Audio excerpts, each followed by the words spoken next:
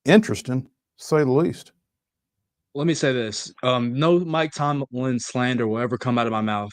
That's one of the best head coaches in the business. The way he gets those guys prepared and motivated is second to none. I will say this, though, that the schedule makers did the Pittsburgh Steelers no favor this week. Obviously, anytime they play Baltimore, that is an emotional, physical game that takes a toll. That one went down to the final seconds last Sunday in Pittsburgh. And then to have a short week turnaround against the Cleveland Browns, who have absolutely nothing to lose in this matchup. They're starting a backup quarterback. They're the quote unquote little brother in this rivalry, if you want to take it that far. You know you're going to get Cleveland's best shot right there at home if you're the Pittsburgh Steelers. So with that, with the wintry mix that kind of fell throughout Northeast Ohio, that seemed like the perfect recipe for Cleveland to pull the quote unquote upset, although nothing surprises me in the NFL nowadays over the Pittsburgh Steelers in a divisional game. And while Cleveland rose up and won that one, apparently the Browns aren't appealing to the TV powers that be. It was announced earlier today that their Thursday night matchup with Cincinnati has been flexed.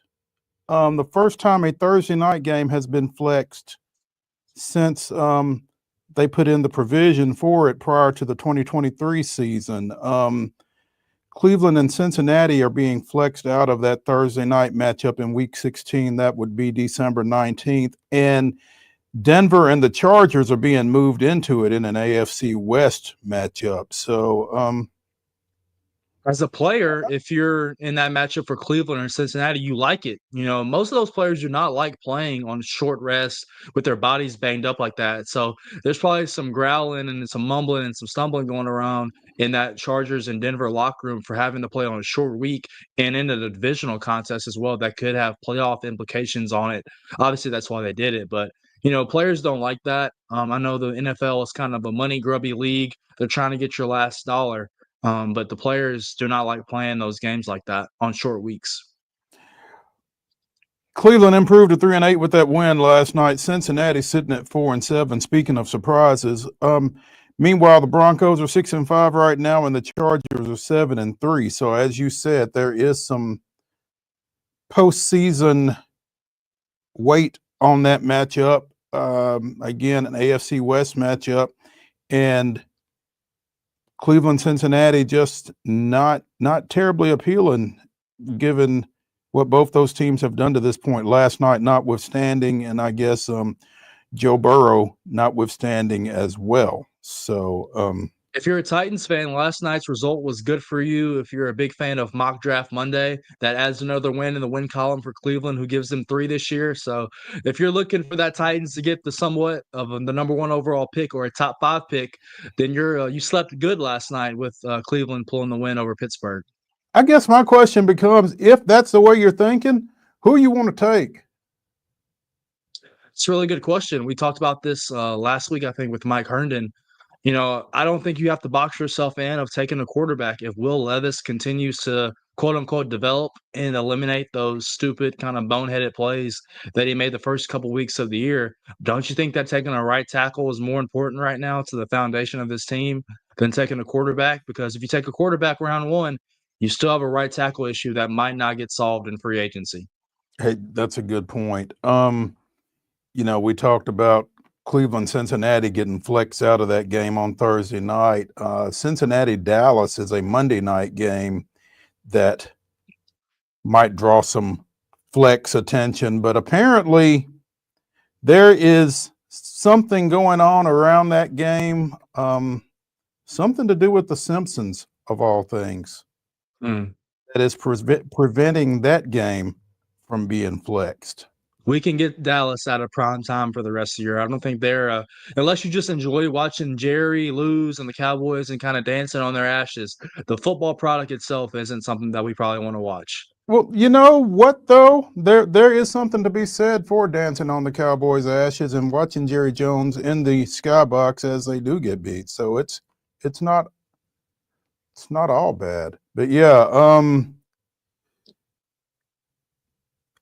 The Simpsons are doing an alt cast involving the Simpsons for that game on December 9th, I think it is the Monday night in question. So, and a lot of the pre-production work for that has already taken place. So they don't want to waste that. So you're going to be subjected to what are at this point a couple of pretty dismal teams. And at least Cincinnati's got some room for some upward mobility, maybe. I mean, they do still have Joe Burrow, but I don't think anybody expected them to be as bad as they have been to this point.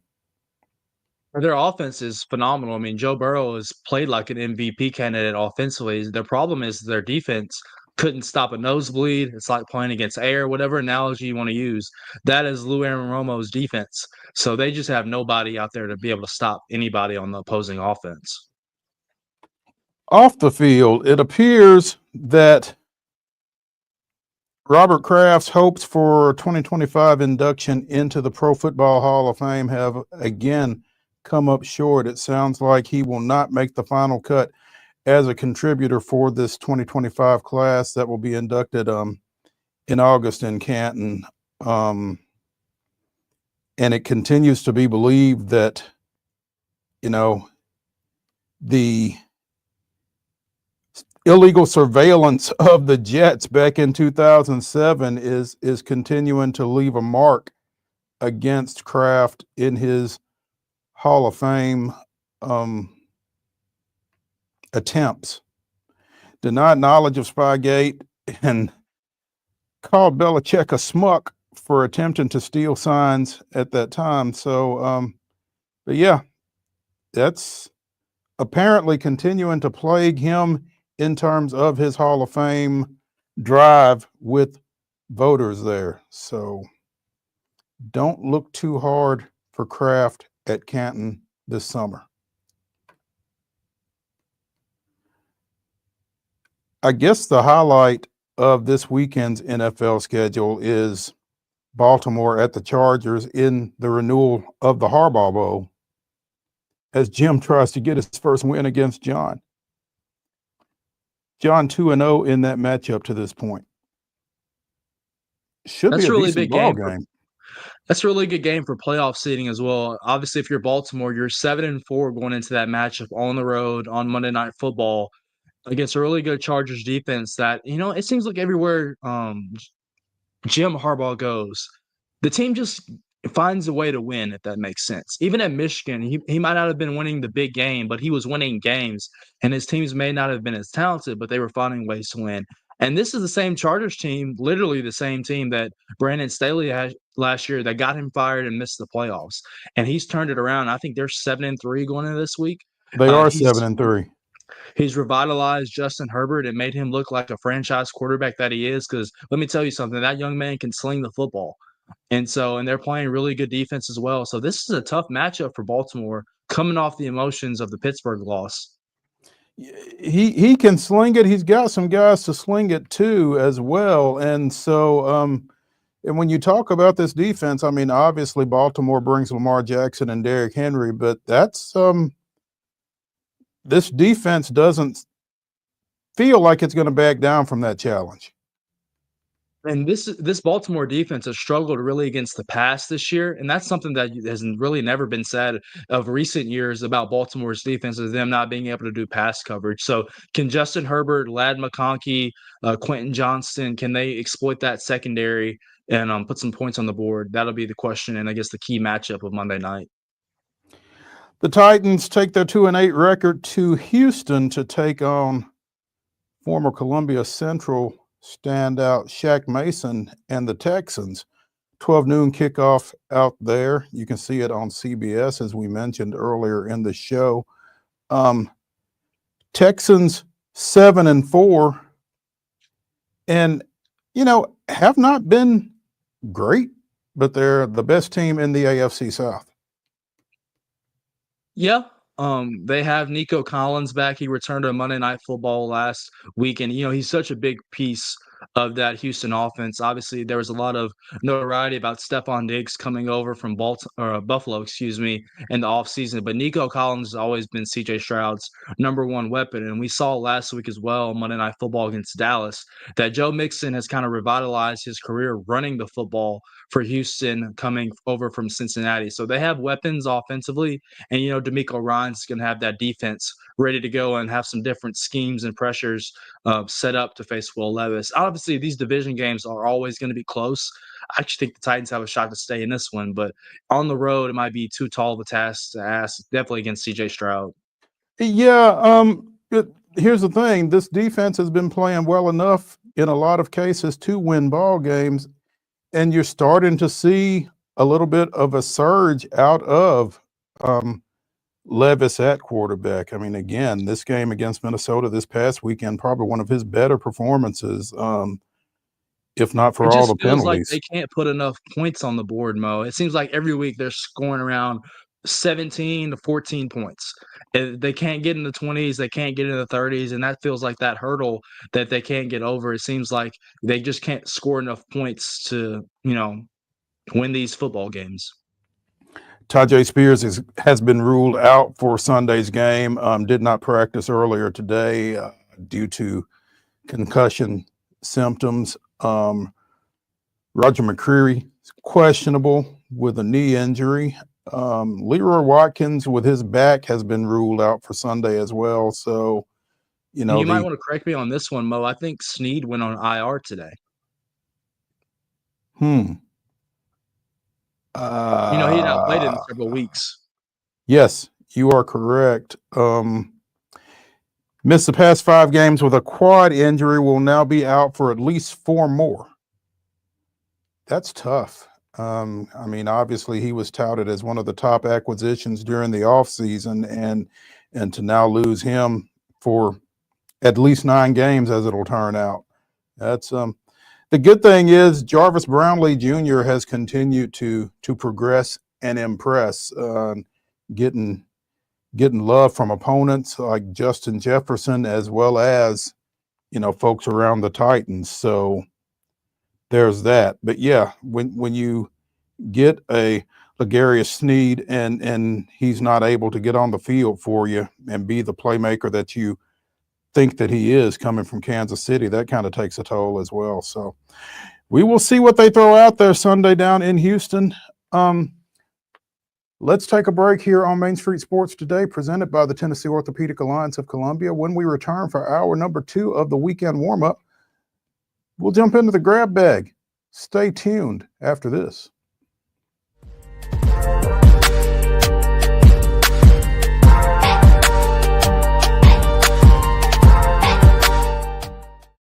Nashville's Nutcracker returns to TPAC this December, presented by Nashville Ballet. This holiday season, audiences will journey with Clara and the Nutcracker Prince through Nashville's history and the land of sweets. Tickets at NashvilleBallet.com. Hi, I'm Dr. Vilay Saisuka, CEO and founder of Premier Foot and Ankle Centers of Tennessee, here in Murfreesboro. We offer foot and ankle care from ingrown toenails to diabetic foot wounds. We also fix ankle fractures and things like that. Call us today to schedule an appointment. We look forward to seeing you. Because here at Premier Foot and Ankle, we believe that the journey begins with happy feet. Whether you're an athlete or a weekend warrior, when it comes to your performance, don't settle for anything less than excellence. We're proud to announce that Mid-Tennessee Bone and Joint Clinic is now Tennessee Orthopedic Alliance of Columbia, where we are redefining sports medicine and orthopedics. Tennessee Orthopedic Alliance's team of expert sports medicine physicians understands the unique demands of your body. TOA Columbia specializes in personalized orthopedic care, offering state-of-the-art treatments for everything from sports injuries to joint replacements. Learn more at toacolumbia.com.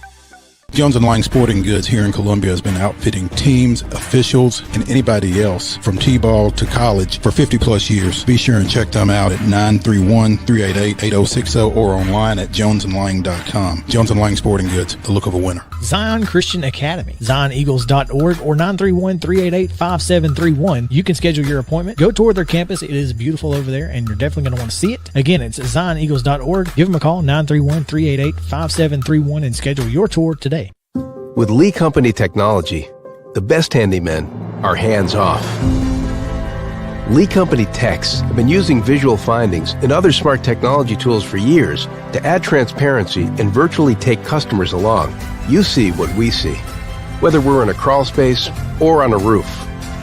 With Lee Company, technology helps us help you, no matter what's happening in the world or at your house.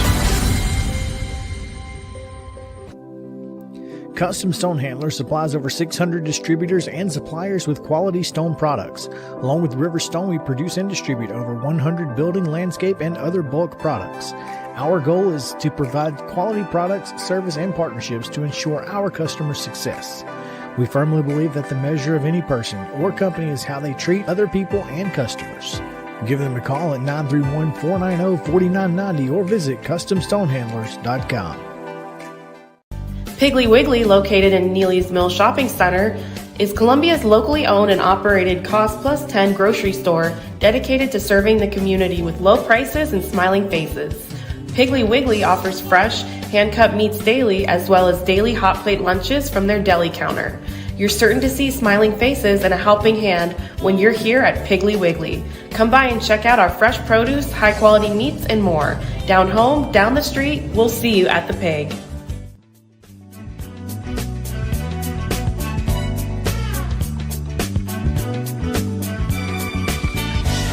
Hour number 2 of the weekend warm-up here on Main Street Sports Today, presented by the Tennessee Orthopedic Alliance of Columbia, starts right now. That's David Wilson. I'm Maurice Patton. We're coming to you from the Lee Company studios. He at his home, me here at Main Street Media headquarters in Columbia. And let's talk a little college football, specifically recruiting. Wherever Wade Neely is right now, he's celebrating because highly touted quarterback Bryce Underwood has flipped from LSU, where he was committed since January, to the Michigan Wolverines, Wade's Michigan Wolverines. So this was something I think that a number of folks in and around college football were kind of expecting for a bit, especially when you consider that Underwood plays at Belleville High School, which is about 30 minutes or so from the Ann Arbor campus. But five-star QB has been compared to Vince Young for his running style, but maybe throws it better right now. So there's that. Was Wade part of the NIL package that helped lure him? Wade won a little money on Chris Sale's NL Cy Young Award win earlier this week. So, he might have thrown a couple of dollars in on this NIL deal to get Bryce Underwood to Michigan. We'll have to ask him about that. Now, did I hear that correctly that his NIL package was upwards of 7 figures, 8 figures? I heard this young man is about to come into some money as soon as his pen hits the paper on National Signing Day. His 10 is the number that I've heard. And he hasn't even played a snap yet. Not a single one. Must be nice. You think he'll hand us $5? I don't know if we can get close enough to him to ask, to be honest, but 165 touchdowns accounted for in 48 career high school starts. Pretty good. So, I don't know. I guess if anybody is worth it, it's him. He will become Michigan's first number 1 recruit since defensive lineman Rashawn Gary signed with the Wolverines in 2016. He's their first 5-star quarterback since J.J. McCarthy, who we referenced earlier in the show. I'm going to ask you this later on when he joins us here in about 20 to 30 minutes. But I think this also is a bigger issue about Brian Kelly and LSU, and maybe the things are slowly kind of unwinding down there, because if you're going to lose a quarterback like this, now granted, he is from the state of Michigan. That is one thing. But to lose to Sherrone Moore instead of John Harbaugh is a different thing, but to lose to Coach Moore, who's not had a very good year so far at Michigan this year, that says some things maybe about LSU and the direction that program is going as well. I think a lot of folks feel like part of the reason things haven't gone greatly for Michigan and for Sharon Moore is the quarterback situation, and that this guy can help with a lot of that. But you are correct. This certainly does not help Brian Kelly's situation in Baton Rouge. They've got a wide receiver who is committed but is apparently looking out. They've got a 5-star cornerback who is also kind of got some feelers out there. So yeah, this is a recruiting class that's in danger of kind of falling apart, starting with Underwood's flip. So Mo, and it's I'll say this before we move on because I know we have to. I think Brent Venables for Oklahoma makes a good point when it comes to this high school recruiting. You can't say you're firmly committed to a program and still taking visits to other schools. That's his philosophy. So are you really firmly committed if you're still looking around? So I think that a lot of coaches think that way and feel that way, and I can understand. It makes sense. It does make sense, and I get that. But I mean, at the same time, these kids got to do what's best for them, and I don't fault them for it. But they don't have to, use that firmly committed. I'm 100% blah blah blah. Yeah, I get all that. But yeah, things are getting ready to get interesting in Baton Rouge, and like you said, we'll talk to Chris Lee in the next segment about just where they are, both on the field and off at this point. Colorado's Heisman Trophy candidate Travis Hunter said yesterday, he said what I had always thought. I had never thought Travis Hunter was coming back to school for 2025. But I thought this was a sure thing. Yeah, exactly. I'm not quite sure where the drama or the intrigue is with Hunter announcing that he is entering the 2025 draft. I mean, he has the opportunity to be the first non-quarterback taken, and he might be the first player taken overall. It just depends on the team who is up there. But I mean, that's the best player in college football, regardless of position, right there. Or positions, plural. Yeah. Now the real question is if you draft him in the NFL, do you let him play one, or are you letting him play multiple? Because the physical toll it takes in the NFL to play both ways, that's a lot to ask of a young man who is not the biggest of build. I think you've got to figure out where his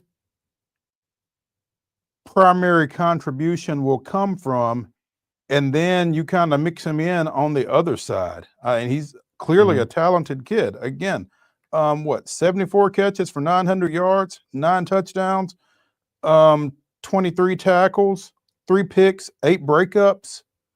So I mean, I think you let him try both. And yeah, I think about it from the Titans' perspective of all the needs that they have. He might not fit a position that they need, but he might be the best player available. So you're putting yourself in a box of, do I take the best player at the top of the draft, or do I take what my team needs? And I think that's an interesting dynamic because if Snead is healthy, he's technically, and you paid him like a number one corner.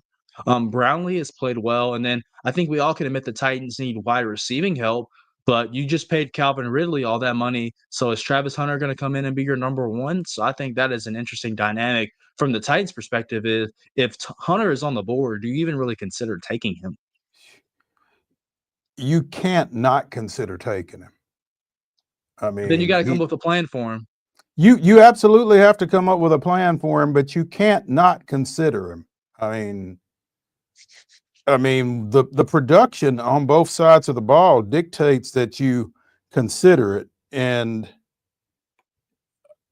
like you said, I think a team like the Titans has so many different needs that maybe that's not the direction that you go in. But I'll say this, though. He puts butts in the seats. So if you were hoping about selling tickets for next year, then that'll put butts in the seats. Or more specifically, selling tickets for like 3 years down the road when you're moving into a new facility. There you go. So there's that.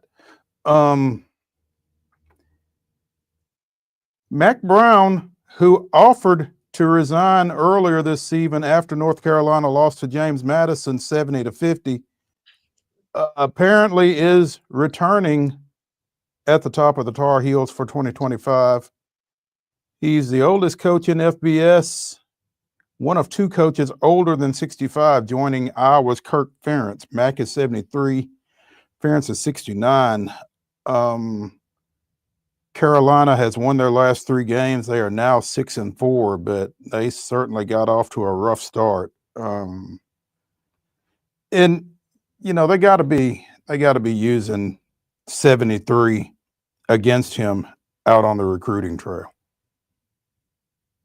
Yeah, I'm surprised. You know, he's of that old guard of college football. Obviously, he has been around a long time. I'm surprised someone like him has stuck around just with the landscape of college football and the recruiting and the NIL. You know, he's from that old cut and fabric. So I'm surprised that he still kind of enjoyed that part of it. But I mean, that's a first ballot Hall of Famer. Obviously, the legacy that he's had at Texas, more specifically. So Mack Brown's one of the good guys of college football. I don't think you can dispute that. No, he is. His contract runs through 2027. I don't know that he goes another 4 years, but he's planning to be back next year. And, you know, in a year where, you know, there doesn't seem to be a whole lot of movement at the Power 4 level, you know, this is another position that won't be open, I guess. I mean, clearly Billy Napier has played his way back from the brink. Dave Aranda at Baylor was kind of under fire, but things seem to have cooled down there. So been a lot of shakeups at Group of 5 programs, but not so much with the Power programs at this point. So that'll be something to kind of keep an eye on as the season winds down here. But Mack Brown apparently is set to return. We talked during the rundown about UT's big win over Virginia last night down in the Bahamas. They will play Baylor this evening. Baylor, a 99-98 overtime winner over St. John's. And Rick Pitino not terribly happy with that double OT loss for his St. John's bunch. Apparently there were some clock issues at the end that kind of allowed Baylor to get off a buzzer beater for the win in that second overtime. Pitino calls it a highly unethical decision for the officiating crew to go to the review monitor with 4.1 seconds left in the second overtime before a couple of free throws for St. John's Zuby Elajifor. I felt at the end of the game that was highly unethical to go to the camera on a BS makeup call and ice in my free throw shooter. So tell me how you feel, Rick. Tell me how you feel. Yeah, I think they're probably going to be getting into Rick's pocket over that one. And then after Elajifor missed both of his free throws, Baylor gets a 3-pointer as the clock runs out, but apparently there was a significant delay after the ball was inbounded before the game clock started, which had the game clock started on time, it feels like the 3-pointer would have been late. So I don't know what to say. The referees didn't do a very good job tonight, Pitino said. I mean, I think he wanted to be sure he got his point across, and I guess if they're going to get in your pocket anyway, I guess if they're going to get in your pocket anyway, you might as well get it all out, man. Get it out. So Rick did. I'll say this. I watched a little bit of the Tennessee game last night. It was a 9:25 tip Nashville time. So 10:20 up in East Tennessee. But Tennessee, I'll tell you this, they can play some defense. Rick Barnes plays defense, and they just shut people down. I think Virginia scored 18 points in the first half, 18 or 21 points in the first half. That's ridiculous. I think it was 22-21 Tennessee at halftime, and Tennessee won at 64-42. So, yeah, they really kind of turned it up a little bit on both ends in the second half. But, yeah, that's their calling card. You said it was 9:25 start. It was supposed to have started at like 8:30, and for whatever reason, there was a delay because I was continuing to watch Vanderbilt and Nevada waiting on UT to get started. And kept checking my phone and it's like delayed. I don't know what was going on. I guess it was this double overtime game between St. John's and Baylor that was keeping it from getting started. But off the floor, Virginia Tech guard Heiser Miller was dismissed last month, quote, due to circumstances prior to his enrollment. Well, it turns out that those circumstances are that Miller is being investigated as part of a point shaving scheme while he was at Temple prior to transferring to Blacksburg. So, while it is disappointing to see Temple mentioned in this context, we know that it is not representative of our athletics program, President John Fry said. The university has been made aware of these allegations since they were first reported in the media in March 2024. We have been fully responsive and cooperative with the NCAA since the moment we learned of the investigation. While the university has not received any requests for information from state or federal law enforcement agencies regarding these allegations, we will cooperate fully should we be contacted. So apparently Temple's games in late March were flagged for potentially something off kilter from a gambling perspective. Miller went into the transfer portal in April, committed to Virginia Tech as part of a 5-person transfer class, and never got on the floor, obviously. So, you know, you really kind of hate to hear this kind of stuff. I agree. Yeah. So we'll see how that comes out. But yeah, Heiser Miller under the microscope here for, formerly for Virginia Tech.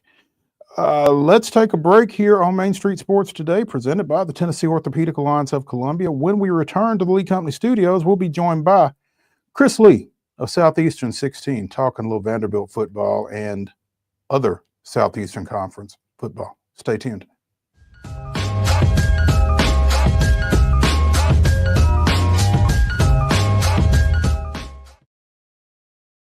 Hi, I'm Riley, a certified physician associate here at Premier Foot and Ankle Centers of Tennessee. We have a couple locations, Murfreesboro, McMinnville, as well as Franklin. We treat people of all ages. We're excited to get you back on your feet and hope we can help you today. Call us today to schedule an appointment. We look forward to seeing you. Because here at Premier Foot and Ankle, we believe that the journey begins with happy feet. He shoots, and he scores!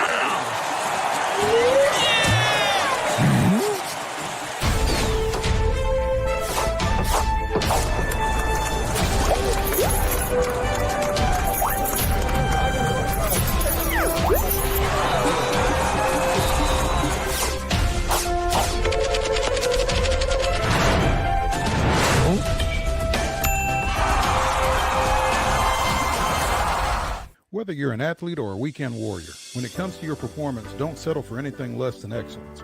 We're proud to announce that Mid-Tennessee Bone and Joint Clinic is now Tennessee Orthopedic Alliance of Columbia, where we are redefining sports medicine and orthopedics. Tennessee Orthopedic Alliance's team of expert sports medicine physicians understands the unique demands of your body. TOA Columbia specializes in personalized orthopedic care, offering state-of-the-art treatments for everything from sports injuries to joint replacements. Learn more at toacolumbia.com. With Lee Company technology, the best handymen are hands-off. Lee Company techs have been using visual findings and other smart technology tools for years to add transparency and virtually take customers along. You see what we see, whether we're in a crawl space or on a roof. With Lee Company, technology helps us help you, no matter what's happening in the world or at your house. Jones & Lang Sporting Goods here in Columbia has been outfitting teams, officials, and anybody else from T-ball to college for 50-plus years. Be sure and check them out at 931-388-8060 or online at jonesandlang.com. Jones & Lang Sporting Goods, the look of a winner. Zion Christian Academy, zioneagles.org or 931-388-5731. You can schedule your appointment. Go tour their campus. It is beautiful over there, and you're definitely going to want to see it. Again, it's zioneagles.org. Give them a call, 931-388-5731, and schedule your tour today.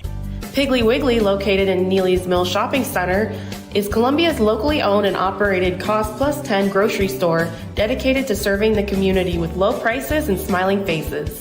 Piggly Wiggly offers fresh, hand-cut meats daily, as well as daily hot plate lunches from their deli counter. You're certain to see smiling faces and a helping hand when you're here at Piggly Wiggly. Come by and check out our fresh produce, high-quality meats, and more. Down home, down the street, we'll see you at the Pig.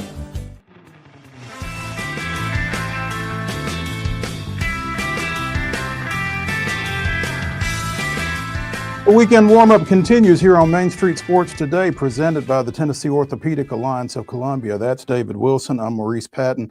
We're coming to you from the Lee Company Studios. Before we get to Chris Lee, though, we've got a little bit of breaking news here.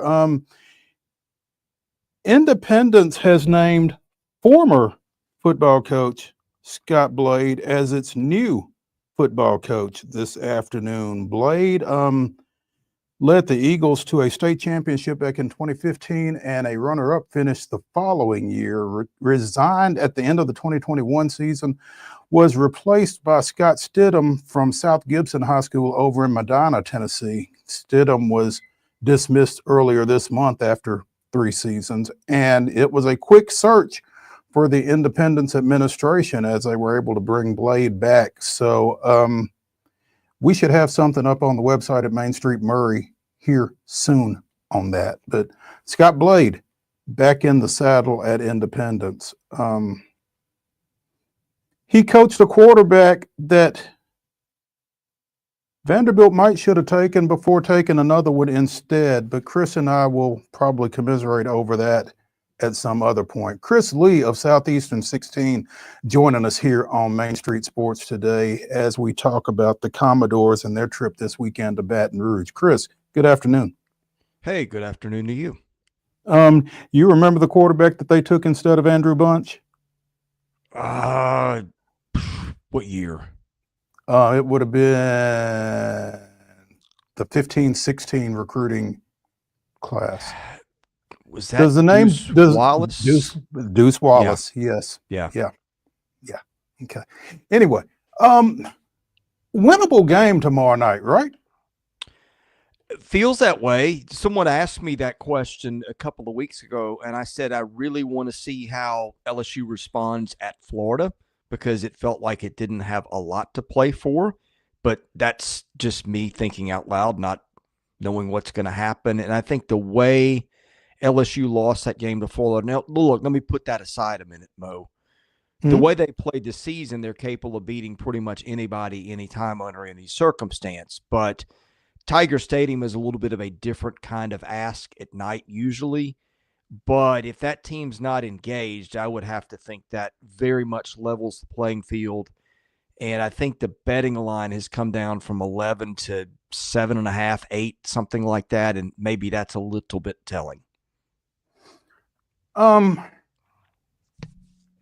Does the way that they have defended or not defended running quarterbacks, does that also play into that? Looking at Marcel Reed. I mean, I think it plays into it for almost everybody these days, but they did have a lot of trouble with Reed. Lagway was not a threat last week because of the hamstring.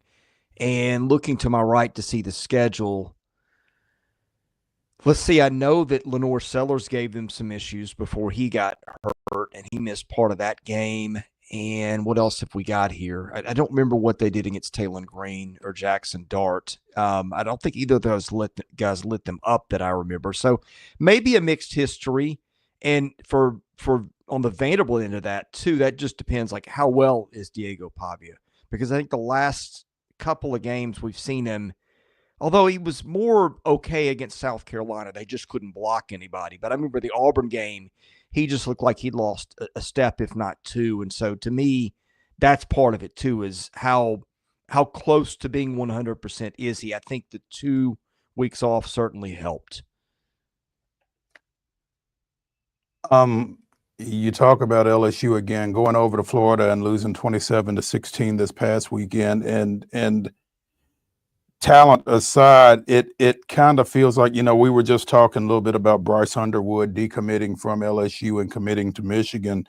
It feels like there is a lot going on in and around that program right now. This is a world when it starts to spiral downhill late in a season, it can really spiral, because I'm not saying, look, if LSU was playing for a 4-team playoff and wasn't in it, I think the mood would be different. But now for a 12-team playoff, when I think you, as LSU, they feel like they should be in the hunt, if not in the playoff every year. Mm-hmm. Yeah, I think being 2 games to play and then being out of it, to me, and that's a crowd too that can turn against you. They are, when they're in your corner, they are really in your corner. But what happens if Vanderbilt comes out and gets 2 quick touchdowns or something in the first quarter? Then I really will start to wonder, how does that look and feel inside that stadium? Chris, on the completely opposite end of this scenario is Billy Napier at Florida's kind of saved his job over the last couple of weeks, and that's something that we probably never thought would have happened after the first couple of weeks of the year. They have an interesting test this week, hosting Ole Miss. Obviously, Ole Miss's playoff life is on the line here. How do you see that matchup? And then secondly, how do you think Napier did it and kind of turned and righted the ship over there in Gainesville? I think, to answer the second question first, I think a lot of it's just health. I mean, you look at some of their games this year, they had Graham Mertz knocked out after he was playing pretty well at Tennessee. They have to play Texas without either he or DJ Lagway at that point. That didn't go well. I think they had their top 2 receivers out, maybe, and maybe their top corner out against Texas. I may be mixing up the order of some of the games, but point being, they've had some dudes out that, if you're an SEC fan, they're names that you know.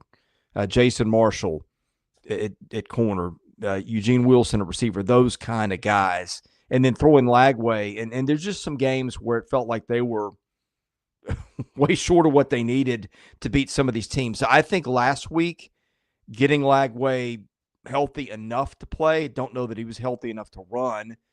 And that certainly made it a little tougher. But I think to win that game, where if you look at the stat sheet, there's no way you think, if you don't see the final score, they win that game. Hats off to those guys. I think what you just talked about, about the LSU situation and about when guys are not bought in late in the season, and part of that too is the portal and maybe having one foot out the door or getting ready for the NFL draft or the many distractions available to a kid in that spot. So you take that, you apply it to Florida, especially in a spot where they're not playing for a playoff or a conference title. I think it's impressive that they were able to, and probably said something about Billy Napier and how much his kids like him. I'm not down there. I'm not in that locker room. I'm not hearing things, but just common sense would tell you that. The other thing I think that's deserving of a mention with Florida is, I think this schedule is about as tough a schedule as I've ever seen anybody play in college football. And if they get out of this 6-6, to me, I know it's not Florida standard. I get it. Their standard is national titles and SEC titles. And I'm not saying that shouldn't be true, but I am saying, you look at who they played: Miami, A&M, UCF, Tennessee, Georgia, Texas, LSU, now Ole Miss. You get out of that schedule with 6 wins, I feel like that's an accomplishment, especially when everything did not go your way with injuries. Chris Leo. Go ahead, Mark. I keep on cutting you off. No, you're fine. I was just going to say, we've got Chris Lee of Southeastern 14 joining us here on Main Street Sports today, presented by the Tennessee Orthopedic Alliance of Columbia. David, continue. Yeah, staying in this game, Chris, obviously Ole Miss making the trip to Gainesville. Lane Kiffin last week was very candid in his comments, talking with SEC, other coaches around the league, saying that there's a reward maybe not to get to the SEC championship game and add another loss to their resume. Kind of give me your thoughts on those comments and your mindset overall, looking at the big picture of the SEC's championship and Ole Miss in particular in it.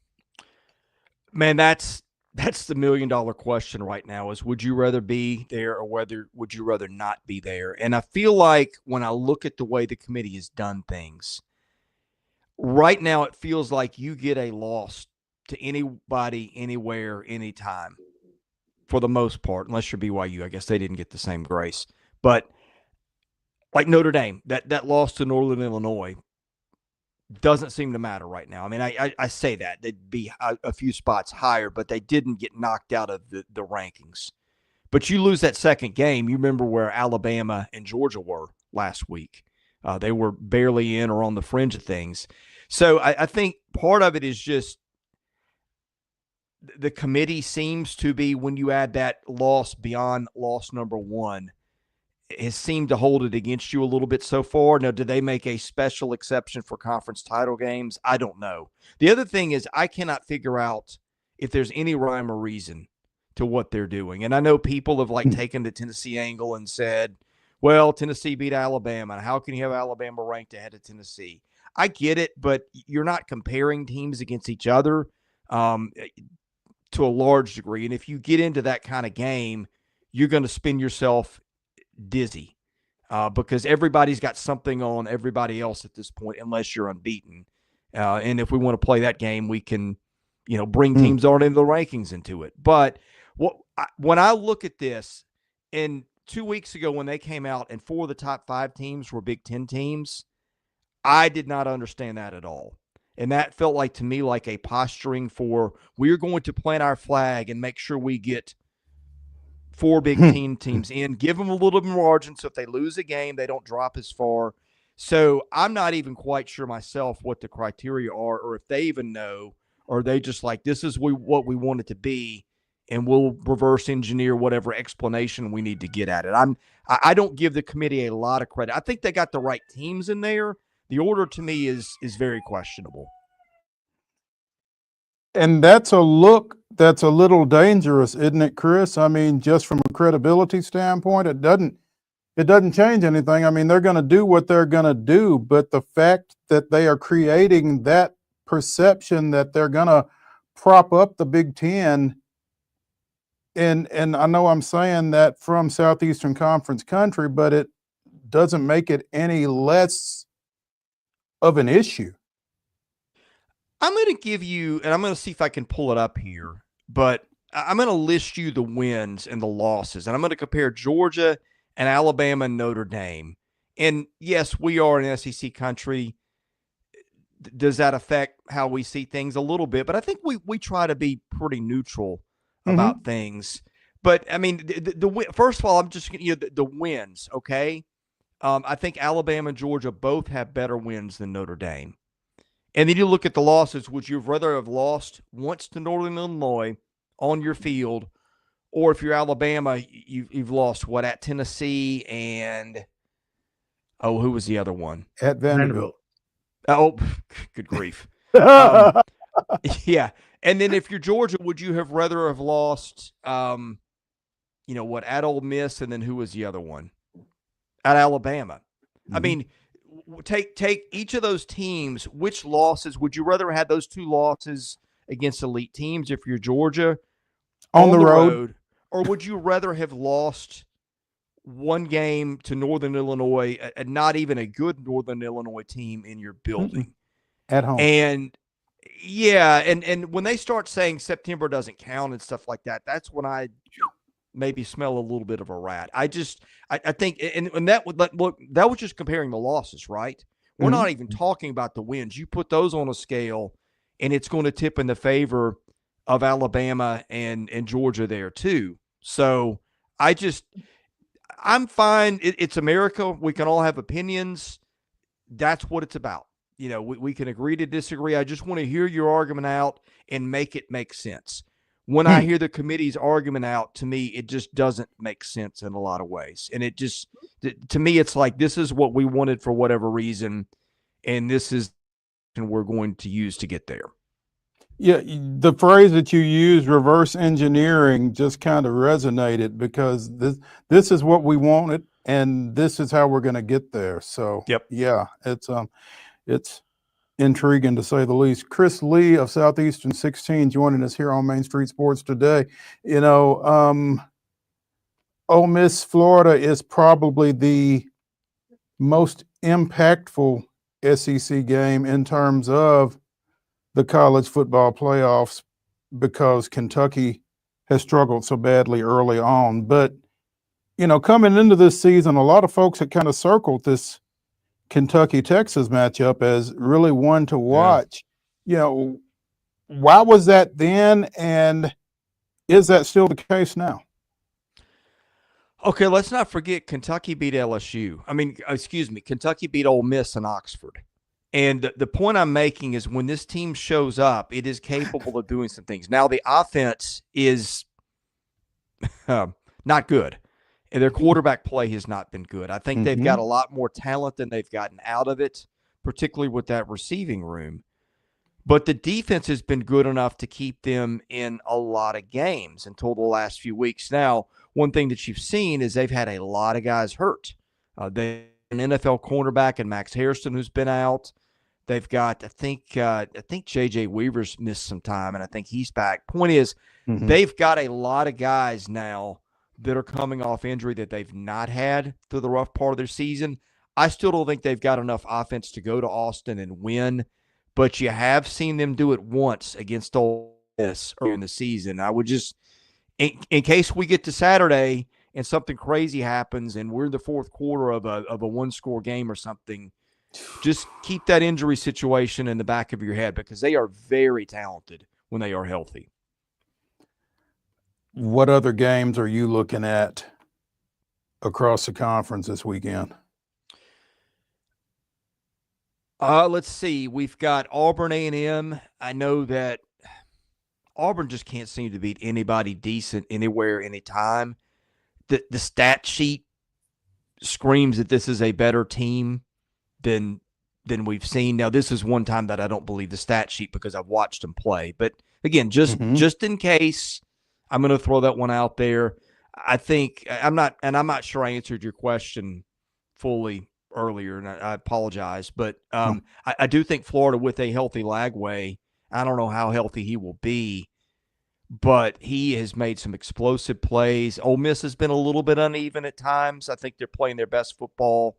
Maybe they weren't all the way locked in earlier. I don't know. But Florida, I think, on the right day is good enough to beat them in the Swamp. Let me ask you this, Chris, because you mentioned Lagway and his injury status, you know, not knowing how healthy he is against Ole Miss's defensive front in particular. I mean, you don't want to be a sitting duck back there against those guys. Oh my goodness, they've got an incredible pass rush. And I mean, injury report, I don't know how much stock I'd put that anyway, and I'm not throwing shade at anybody. This is what, if you've ever pulled a hamstring, I don't know if you've ever done that, but like it can be, you can be, I mean, remember what happened to Michael Harris? He missed what, 2.5 months with one? Yeah. And that's his full-time job is to play sports. So now I'm sure degrees of difference matter here, and I don't know what they are, but my point is, even if he's listed as okay, I do wonder sometimes. It feels like that's one of those things. It's got to be like 100% back before you don't have any issues. And I'm just going to guess he's not there. So I think that's one that they have shown flashes of being able to put it together and compete against just about anybody when everything is right. So watch that one. I think LSU Vandy is interesting. If Vandy gets that win, then they are guaranteed a winning season, which they've not had since 2013. And anytime you win anytime you win in the SEC on the road, if you're Vandy anywhere, that's kind of a big deal. Much less LSU. That would be one that would get people's attention. Mississippi State, Missouri, interesting just because I want to see if Mississippi State can finally get one. And does Missouri mail it in or play ball? I think Alabama's going to go to Norman and probably clock Oklahoma, but the defense is good enough to keep OU in it for 2 or 3 quarters. And, yeah, I think that's just about it. I think that's all the games to note. Everybody else is Tennessee and UTEP and some games like that I just don't see anything interesting there. Yeah, I think Tennessee was like a 41-point favorite against UTEP, and Wade and I will be picking games here in our final segment in a couple of minutes. But 41 seems like a lot, but we've seen Tennessee earlier in the year put up a bunch of points. I mean, is that something that they want to try to do coming off that Georgia loss, you think? I don't bet on football games, but that's one I feel like that if I did, I don't think I would bat an eye in taking Tennessee in that spot. I think one thing Josh Heupel's teams do is they just blow the doors off bad opposition. And this is like they could beat Vanderbilt and beat UTEP and be 10-2 and not get in the playoff. I think every little thing matters, and that's a game you would probably rather win, 59-3 rather than 24-10 or something like that, just in case. That's a thought. Obviously, again, if you are particularly a UT fan, and I guess a Southeastern Conference fan in general, you're kind of keeping an eye on Ohio State and Indiana as well.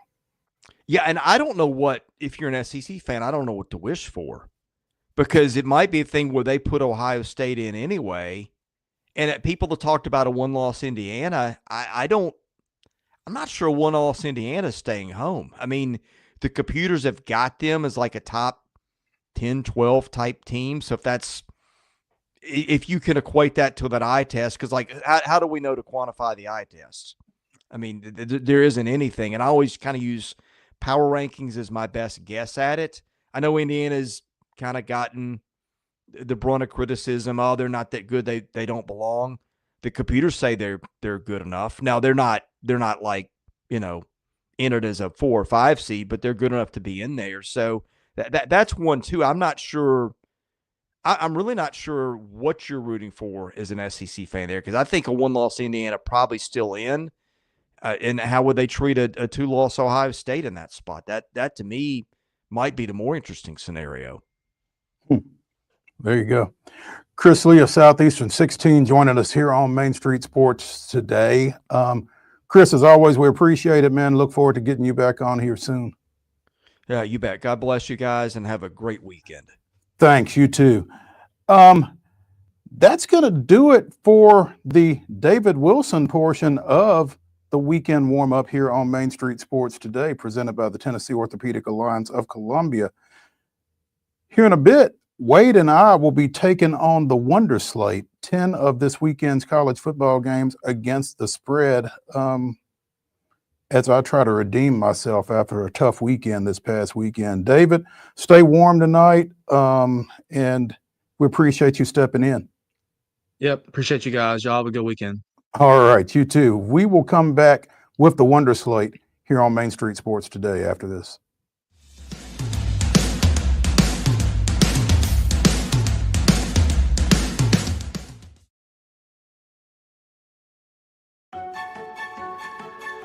So, you want to be a part of the Busy Bee team, huh? Well, how do you see yourself fitting into the organization?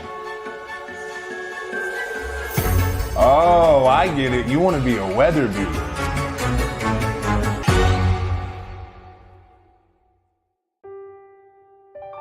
This holiday season, the largest lantern festival in the country returns to Nashville Zoo.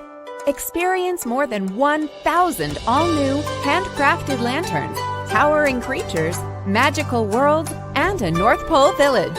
At the center of it all, the Smashville Ice Rink. Welcome back to Zoolumination at Nashville Zoo. Bigger, brighter, and better than ever.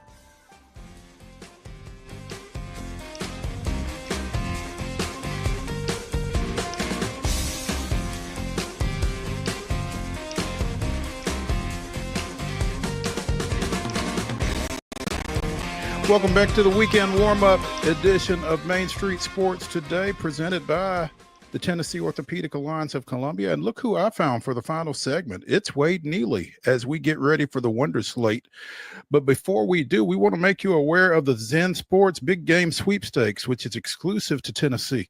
One customer will win a grand prize of 2 VIP tickets, tailgates, parties, and hotel stay for Super Bowl 59 in New Orleans. A $21,998 value or $10,000 cash. And what's more is Zen Sports will also award 50 additional prizes, which include 2 tickets to any Tennessee sporting event or $100 cash. Customers will earn 1 entry for every bet made in November, 1 entry for every dollar bet in November, and 2 times the entries for every parlay made. The drawing will take place on Tuesday, December 3rd. Gambling problem? Call 1-800-GAMBLER. Fortunately, Wade and I are doing this for entertainment purposes only, but it is the Wonder Slate. We're going to take on 10 of this weekend's college football games against the spread. Wade, the floor is yours. Let's rock and roll, baby. Looking forward to this week. This is one that a lot of folks have circled for various reasons, whether it's various bets or for various rooting interests. So it should be fun from top to bottom. We will go ahead and dive right in. Man, right out of the gate, big noon kickoff. Number 5 Indiana goes to the Shoe to take on number 2 Ohio State. Mo, the Buckeyes are favored by 12. Who do you like in this opener on Saturday morning? Man, right out of the gate, we are getting after it. Two top 5 teams. 12 points. I'm not sure, as good a season as Indiana has had to this point, that they are ready for the atmosphere that they're going to see in the Shoe and the team that they're going to see in Ohio State. I like OSU to cover 12. Pains me to agree with anybody picking Ohio State, but I'm picking them as well. I've got some questions about Indiana, but I also have some questions about Ohio State. But I do think they've got the goods to cover. 14 will get us home, so would not be surprised if that is the number. And again, this will be one that a lot of folks will be tuning into across the country to see if Indiana can continue that magical run. So that gets us started off with a bang. We're both on the Bucks there. Speaking of another team, kind of right in the thick of things in the playoff chase, number 9 Ole Miss is favored by 11 in the Swamp and an 11 a.m. kickoff on ABC. You know, and it's easy to kind of get lost in what Florida has done here of late, you know, with that win over LSU last weekend and that kind of thing. But I just don't know how well Florida's offensive line holds up against Ole Miss's defensive front. And if they can't keep DJ Lagway clean, this thing could get out of hand. I'm taking Ole Miss in the Swamp. Give me the Rebs as well. I think Ole Miss is better across the board, which is weird to say, but I think they're better than LSU, even though they already lost to them. And I think they're certainly playing better than LSU when they go to the Swamp. So I think all those factors in play. I think Ole Miss wins this game. I think Ole Miss covers in the Swamp. Florida is playing hot, though, so something to keep our eyes peeled as we head in. Here's a rare one. We got to have a random game mixed in because there's so many other good ones. But earlier this week, I told you guys that the Conference USA is a 4-team race, and all 4 teams play each other the final 2 weeks of the season. Liberty is favored by 1 at home. You got to dial up ESPN Plus to watch it. But does Liberty beat Western Kentucky on Saturday? And that's basically the question. I mean, it's a 1-point game. But, yeah, I think Liberty, you know, in Lynchburg does beat Western Kentucky. I think Caden Salter is enough to get them home at home. So give me the Flames in this one. I can't believe I'm doing this, but I picked Ohio State and Western Kentucky on the same Wonder Slate here. But I think Western finds a way to rally the troops. I think across the season, they've been better than Liberty. Will be an interesting game, though. If those 2 earlier games get a little ugly for some reason, it's always nice to have a little backup on the ESPN Plus. So give me WKU in that one. Moving right along, big SEC showdown. A number of different guests of ours, Mo, have told us Kentucky is the team that scares Texas the most. Texas is favored by 20.5 in the 2:30 kickoff on ABC. Are the beat writers that we've talked to all year correct, or is Texas going to cover that number? That's a big number, man. But I feel like Texas is really motivated to prove some folks wrong at this point, because even as they sit at number 2, number 3 in the college football playoff rankings, I think they're kind of feeling the heat. They're feeling like they've kind of been questioned a little bit. And I don't know where Kentucky is right now. I think at the beginning of the season, this game looked a lot more competitive than it does right now. Give me Texas by 3 touchdowns. I'm going to take Kentucky in this one just because I can't quit what those writers have told me earlier this year. But the big thing is I don't know where Texas is right now. Certainly we don't know where Kentucky is, but that big of a number kind of just scares me. Texas could easily win this game by 25, 35 points even. I think Kentucky's defense keeps it close enough, maybe even get a backdoor cover. Just still some questions in my mind about Texas. Sure. We'll see how that one goes. Another massive game. This is Big 12 country, but in 2024, because when I tell you that BYU is going to Arizona State, and this is a massive Big 12 showdown, number 14 Cougars at number 21 Sun Devils, 2:30 on ESPN. Mo, does BYU pick itself up off the mat? They're a 3-point underdog on the road.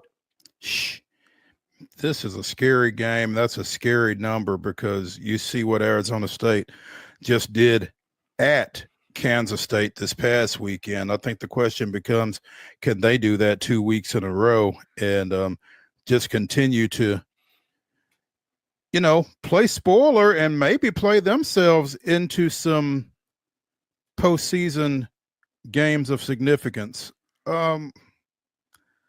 I feel like BYU does pick themselves up after that loss to Kansas, though. Give me the Cougs to cover. I'm taking Arizona State for the reasons you just mentioned. They just feel hot right now, and I'm not as in tune with them as I am the SEC, but it feels like the hot teams are playing well right now. And I don't know, something just seems a little fishy. It feels like BYU maybe falls flat in this one. Then again, it also wouldn't surprise me if they go in and win. But I'm going to take Arizona State to cover this number. Give me the Sun Devils by 3. And who knows what will happen. They could start really making some noise in that college football chase, depending on how this game plays out. Another 2:30 game, a massive showdown on the other side of the Big 12 title game, perhaps.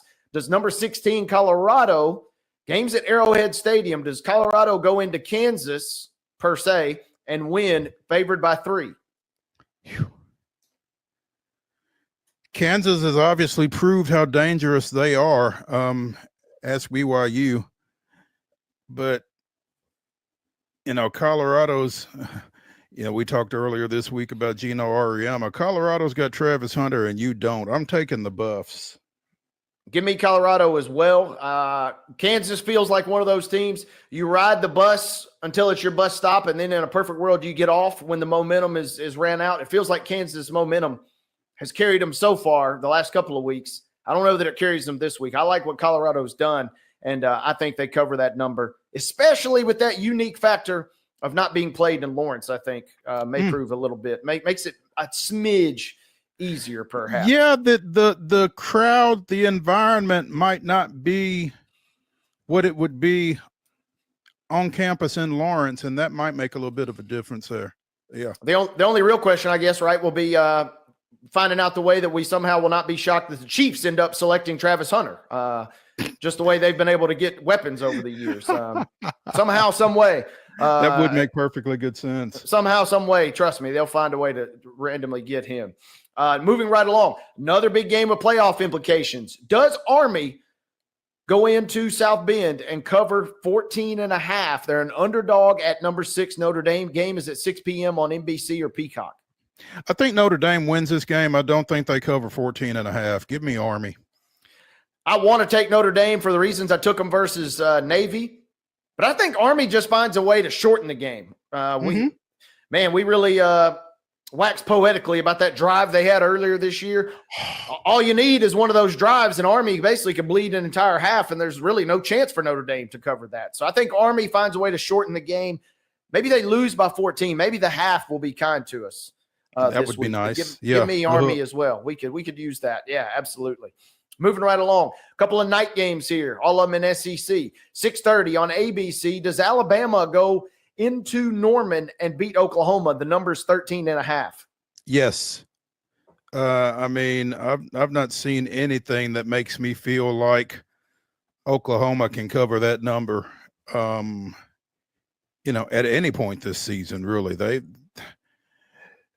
The quarterback situation, I feel like, has been mishandled out there, and they are just inconsistent.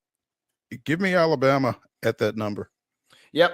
Alabama's kind of picking up steam, folks, and it feels like Oklahoma a few weeks ago, maybe they got a shot, but it feels like they've kind of checked out a little bit as well. And I think Alabama finds a way to cover. Again, we only need 14, famous last words, but I think they find a way to cover as well. Other SEC games to close this out. Does Texas A&M go to Auburn and cover the 2.5-point favorite moniker that they have been bestowed? Yeah.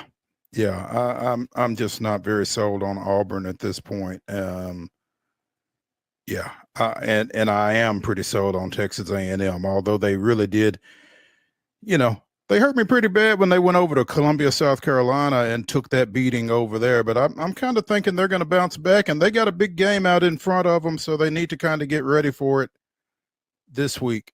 I think they go to Auburn and take care of business by at least a field goal. Yeah. This is my weekly look through the eyes and just see what happens. I picked Auburn a couple different spots, and they've been okay for me. They've been bad for me. I'm picking Auburn again. I think Texas A&M, still not quite sold on those guys just yet. And to your point, I think maybe looking ahead, everybody is talking about that showdown versus Texas. Maybe Auburn finds a way to win. And if not, Auburn won't be looking for a new head coach, but man, things are getting grim on the Plains. So give me Auburn, and we'll just wait and see what happens come Monday.